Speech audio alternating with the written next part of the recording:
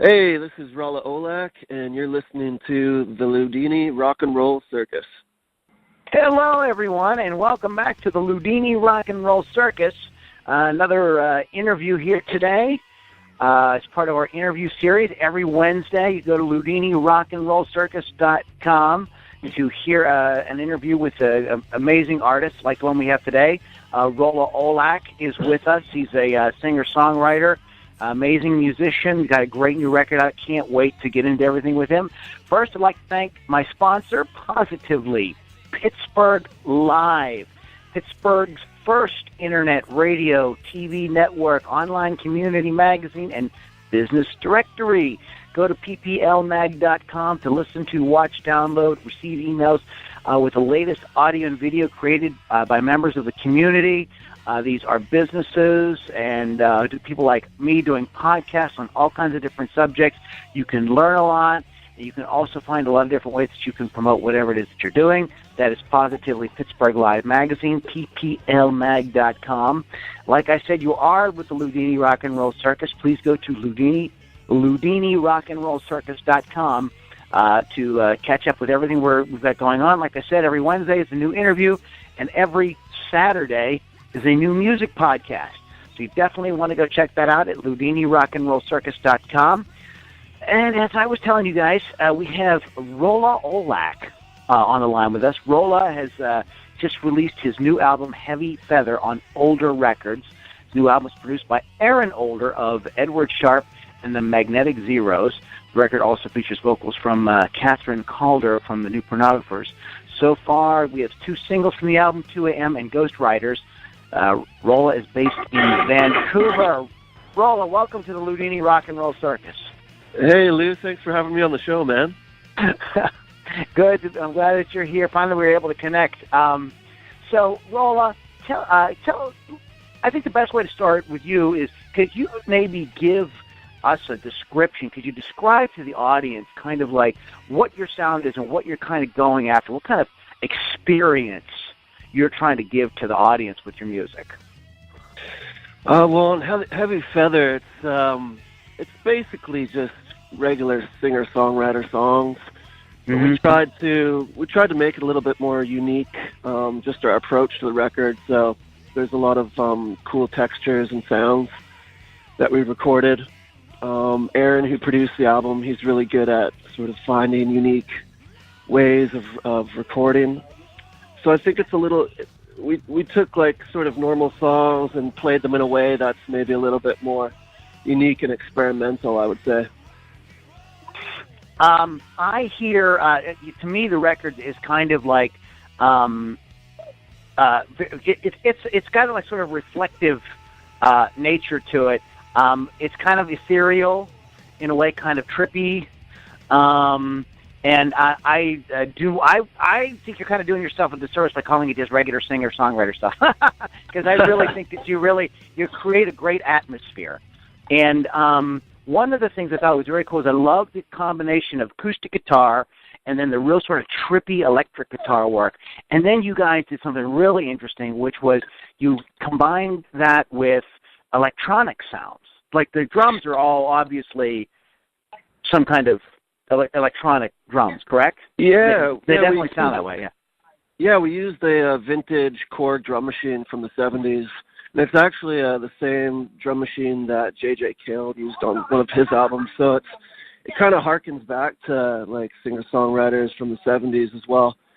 It sounds electronic, but it's still a little analog, and it's kind of got a real sort of live feel to it still. Mm-hmm. I only mentioned that singer-songwriter thing because usually when I play out live, if I'm playing solo, the songs translate in a different way, but definitely having that drum machine and those really sort of ethereal guitar tones makes the album sound really cool. Yeah, it's a great experience. Now, do you concern? Because I was going to ask you about the Rolla Olak live experience here a little bit later, but let's go ahead since you brought it up. Would you ever consider like using loops or anything like that, or that's not your thing? No, I've never really used loops or anything like that. I kind of, depending where I am, I've got some great friends that are musicians here in Vancouver, Canada, and then when I'm down in Los Angeles, I have a group of friends down there too. So just sort of doing like the pickup band thing, wherever the show is, kind of thing. So you're in a neighborhood where there's some other folks. You will bring some other players up with you. Yeah, definitely. So the live show kind of depends on who's around, really. I got you. It's cool. Let's talk a little bit about the album. How did you get involved with Aaron Older? Well, I was down in Los Angeles doing a session, just some guitar work for another friend, and he was there playing bass. So we kind of were in the session and just hit it off right away, like musically, became quick friends. And so I came back to Canada, and I was trying to figure out a way to get him up here to hang out and play some music again. So I figured this album, Heavy Feather, the project, would be a perfect opportunity to get Aaron back up so we could make some more music together. Cool. That worked out great. I'd like to talk about some of the songs on Heavy Feather. 2 a.m., I believe that kicks off the album, correct? Yeah, that kicks off the album. Yeah. Tell us a little bit about that song, because you released that as a bit of a single here, and it's absolutely beautiful. Tell us a little bit about that. Well, I think 2 a.m. is a little bit of a classic love song. Kind of takes from classic singer-songwriter styles. The song, for me, I mean, I've kind of played that one for years, so it was great to be able to finally record it. And the way we did it in the studio was just having that drum machine going in the background, and then I would play guitar and sing live over that, and that would be sort of the bed track. So it's got kind of that vulnerable live feel to it. And yeah, that's one of my favorite ones to play live as well. Ghost Riders is a really cool song. Now you have a female backing vocal on it. Who's singing with you on that? Yeah, that's my friend Louise. Louise Burns. She's a great singer-songwriter in Vancouver here as well, and she came out to do the duet with me for that one. So that was great. Her and I've sang a few songs together over the years on different albums, and yeah, it's really nice to have that accompaniment on a song, just because my vocals can get a little nasally and rumbly and low sometimes, so it's nice to have. She's got such a beautiful voice, and I think they work well together, so it's great to have her. It's a great mix, yeah. What is that? Give us a little bit about the theme of that song, Ghost Riders. What is that about? That Ghost Riders, let me think about that one. That one's like, again, it's kind of, it's a love song, like when you're faced with adversity, just being able to get through it with someone. I mean, the chorus line really tells that story, at least. Had you had this song around for a while, or was this like a song you wrote just for the album? That one I had about a year before the album as well. So I was able to play that one live a bunch as well before we went into the studio, which was great because we basically recorded live in the studio. Like I said, it was just, I did all the guitars and vocals at the same time, so it still had that live feel. So it was nice to be able to play these songs on the road for about a year prior to going into the studio. I mean, what do you feel brings? I mean, what do you feel like is the benefit of that? Because a lot of artists like to do this; they like to play them live for a while. Talk about, do the songs evolve as you play them live? Are you sort of like experimenting? You got to talk about that a little bit. Yeah, well, in this case, they definitely changed a lot. This Heavy Feather, to me, I thought it was going to be more of a like rock and roll, like Tom Petty album, or something like that. Like really, live drums, like going full on rock and roll. But then we got into the studio and we just broke it down to the bare bones, and so it changed a lot from being on tour to being in the studio. Like, I think it's like both ends of the spectrum basically for this album. Which was really cool, because breaking down the songs like that, it really makes you listen more and think about what the songs really are, what the core song is,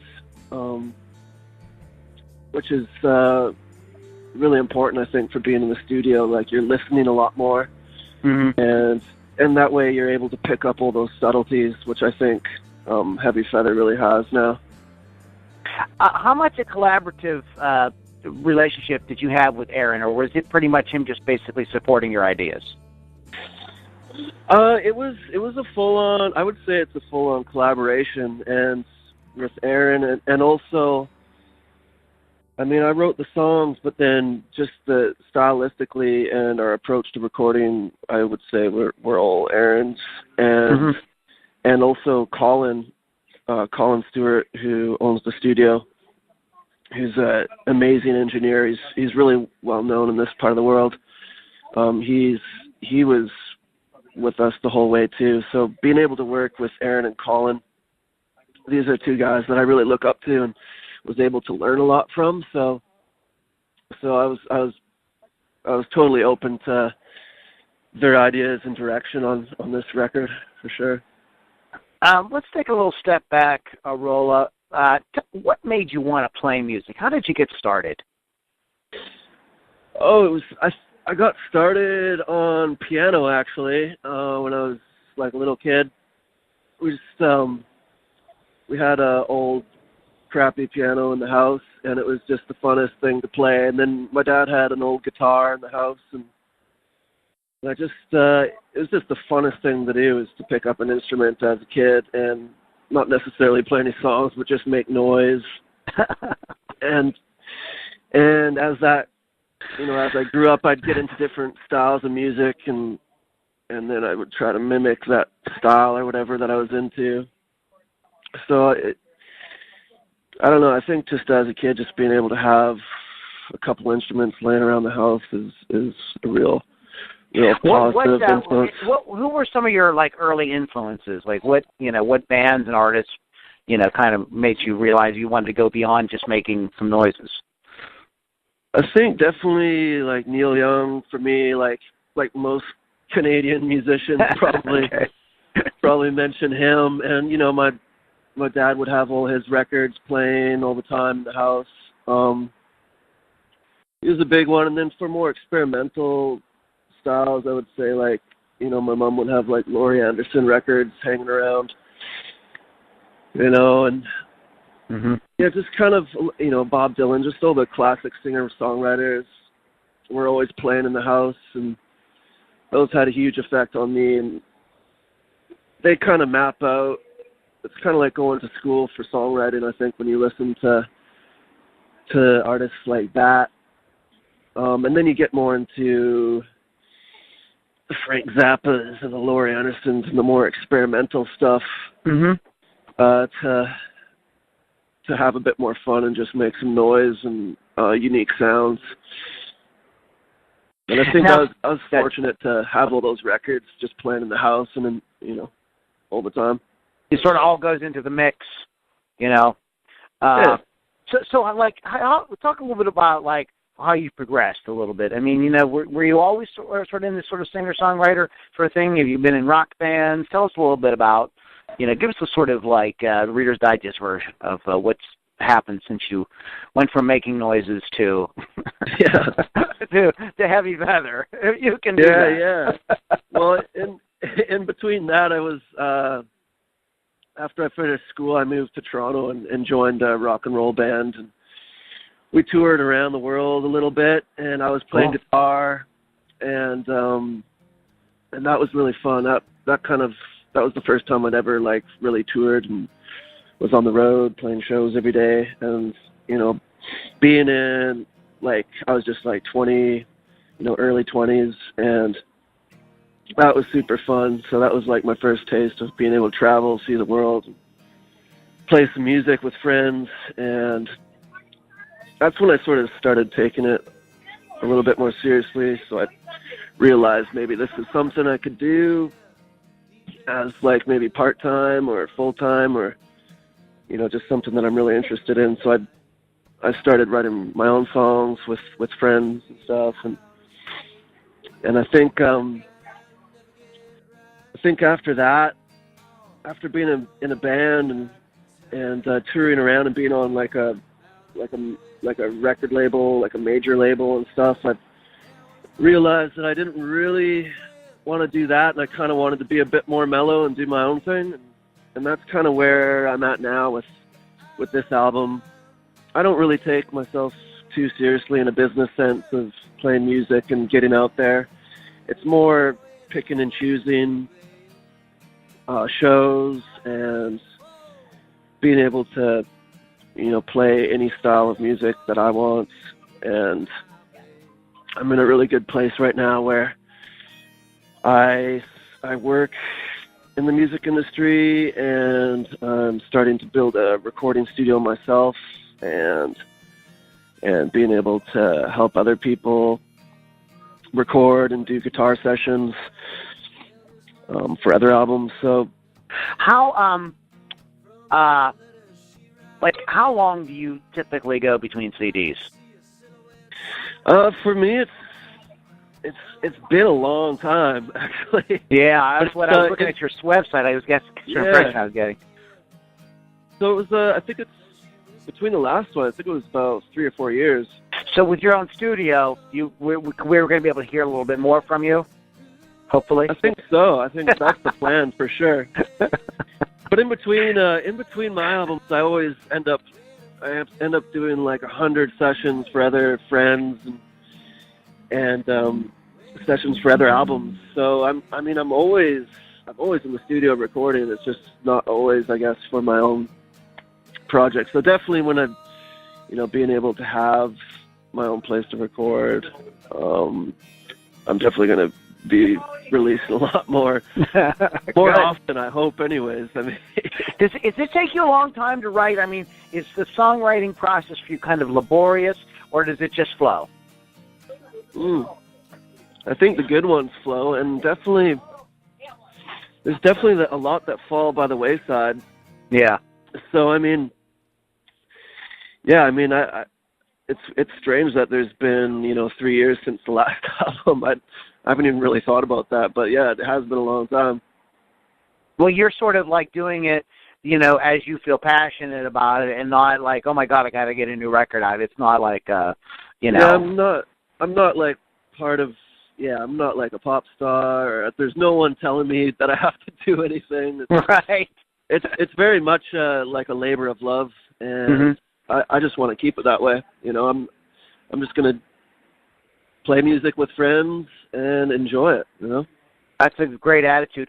What's coming up for you in the next? What's next 6 to 12 months look like for you? I've got a few little shows in Canada. I'm going to be playing some smaller festivals around Canada this summer. And then I'm also going to go back down to Los Angeles and start working on the next record. So I am going to be pursuing that quite early this time. I'm going to be going down to Aaron's studio down there. It sounds like you guys have a cool working relationship then. Yeah, it's really cool. He's started his own record label, and I'm a big supporter of that.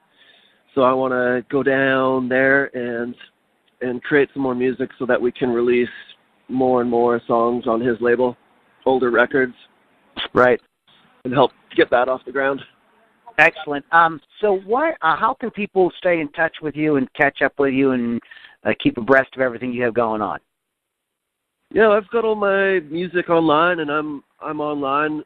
My name's a bit hard to figure out how to spell, but yeah, if you search me online, I've got all the social media stuff, and I've got videos and all that, and I'll be posting whenever I'm doing a live show.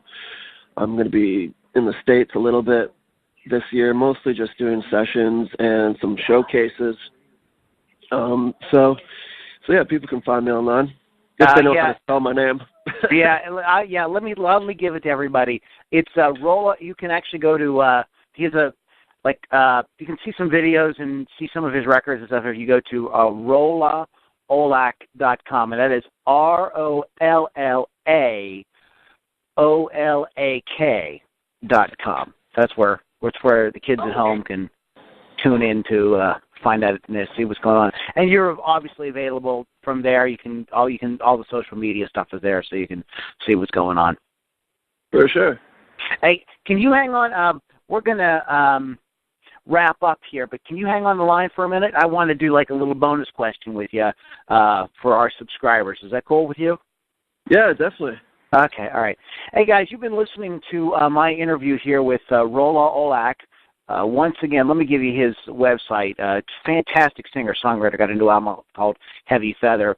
That is ROLLAOLAK.com, rollaolak.com. And from there you can navigate to everything else he's got going on his YouTube channel and all that fun stuff.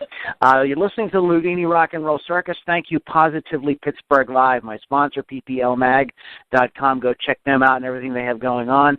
And if you'd like to stay in touch, if you like these interviews, if you like this kind of music, you want to go to LoudiniRockandRollCircus.com, and every Wednesday new interview with a great artist like Rolla Olak and some different people like that.